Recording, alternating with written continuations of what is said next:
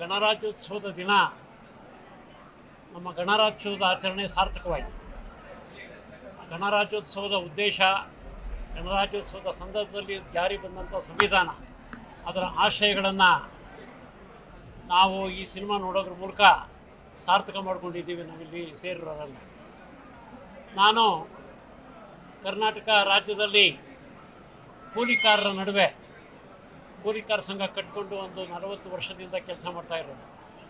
ಈ ಸಿನಿಮಾ ನೋಡ್ತಾ ಇರೋವಾಗ ಗಂಗಾವತಿ, ಗುಲ್ಬರ್ಗ, ರಾಯಚೂರು ಮತ್ತು ಇಲ್ಲೇ ಮಂಡ್ಯ, ಇಲ್ಲೆಲ್ಲ ಕಡೆ ಯಾವ ರೀತಿಯಾಗಿ ಭಾರಿ ದೊಡ್ಡ ಪ್ರಮಾಣದಲ್ಲಿ ಭೂಮಾರಕರ ಅಟ್ಟಹಾಸ ನಡೀತಾ ಇತ್ತು, ಯಾವ ರೀತಿಯಾಗಿ ನಮ್ಮ ಕೂಲಿಕಾರರು ಏನಾದರೂ ಕೂಡ ಸ್ವಲ್ಪ ಮಟ್ಟಿಗೆ ದೇವದಾಸಿಗಳ ಮಕ್ಕಳು ಜೀತಗಾರರಾಗಿದ್ದವರು, ಅವರು ತಮ್ಮ ಹಕ್ಕನ್ನು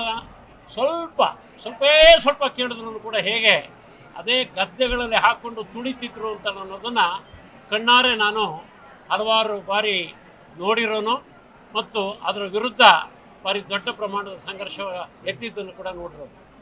ಅಂಥ ಒಂದು ಸಂದರ್ಭದಲ್ಲಿ ಈ ಸಿನಿಮಾ ನಮ್ಮ ಈ ಕೂಲಿಕಾರರು ಇಡೀ ಕರ್ನಾಟಕ ರಾಜ್ಯದಲ್ಲಿ ದಲಿತರು, ಕೂಲಿಕಾರರು, ಬಡ ಜನರು, ಬರೀ ದಲಿತರು ಮಾತ್ರ ಅಲ್ಲ, ದಲಿತೇತರ ಕೂಲಿಕಾರರು ಮತ್ತು ಬಡ ಜನರು ಕೂಡ ಯಾವ ರೀತಿಯಾಗಿ ಈ ಭೂಮಾರಕರ, ಜಮೀನ್ದಾರರ ಅಟ್ಟಹಾಸಗಳಿಗೆ ನಲುಗಿ ಹೋಗಿದ್ರು ಅಂತ ನಾನು ಅದನ್ನು ಮತ್ತೆ ನೆನಪಿಗೆ ತರುವಂಥ ಒಂದು ಸಿನಿಮಾ.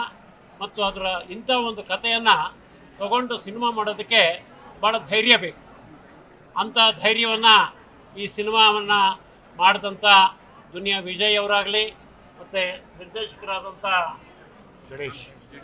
ಜಡೇಶ್ ಹಂಪಿಯವರಾಗಲಿ ಮತ್ತು ನಿರ್ಮಾಪಕರುಗಳಾಗಲಿ ಅವರೆಲ್ಲರಿಗೂ ಕೂಡ ನಾವೆಲ್ಲರೂ ಸೇರಿ ಅಭಿನಂದನೆಗಳನ್ನ ಸಲ್ಲಿಸಬೇಕಾಗಿದೆ.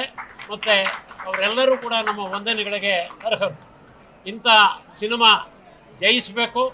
ಕರ್ನಾಟಕದಾದ್ಯಂತ ಲಕ್ಷಾಂತರ ಜನ ಸಿನಿಮಾ ನೋಡಬೇಕು ಮತ್ತು ಆ ಮೂಲಕ ಈ ಸಿನಿಮಾನ ಗೆಲ್ಲಿಸಿದ್ರೆ ಇಂಥ 10 ಸಿನಿಮಾ ಬರೋದಕ್ಕೆ ಅವಕಾಶ ಆಗುತ್ತೆ. ಒಳ್ಳೆಯ ಥೀಮ್ ಇರುವಂಥ ಸಿನಿಮಾಗಳು ಬರೋದಕ್ಕೆ ಅವಕಾಶ ಆಗುತ್ತೆ.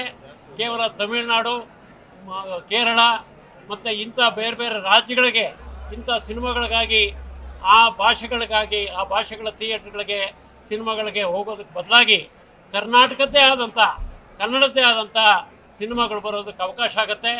ಅದರಿಂದಾಗಿ ಲಕ್ಷಾಂತರ ಜನ ಈ ಸಿನಿಮಾವನ್ನು ನೋಡೋದ್ರ ಮೂಲಕ ಸಂವಿಧಾನವನ್ನು ಗೆಲ್ಲಿಸಲಿ.